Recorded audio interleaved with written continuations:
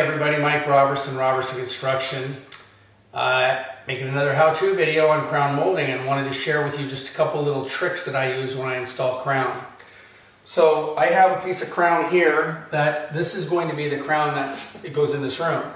What I always do is I come down and I measure where it sits just perfect off the wall. So I'll line it up, come down, make a little mark on the wall, real light mark on the wall, and then measure down. This one is at 3 inches. I'll come over to the corner and I'll put a mark at 3 inches on both sides. And then what I do is I'll prefabricate an inside corner, which is here. I'll go ahead and set that up to my mark at 3 inches, which is right there. And as long as this is right at my 3-inch mark, which it is, then I know that I'm sitting nice and tight. So then again, I'll take a little mark, maybe make another inch mark with a pencil on either side.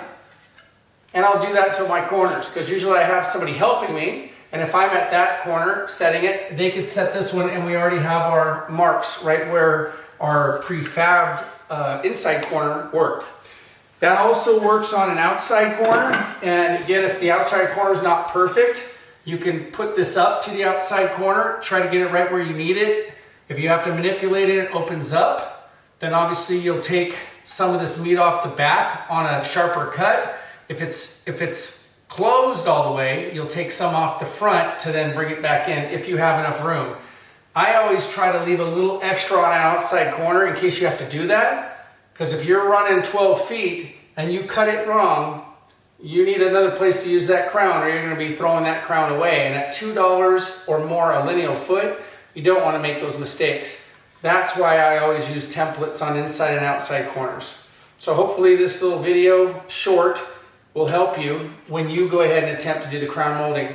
Go ahead and watch my other videos on crown molding. If you have any comments, please make them. I'll try to respond as best I can.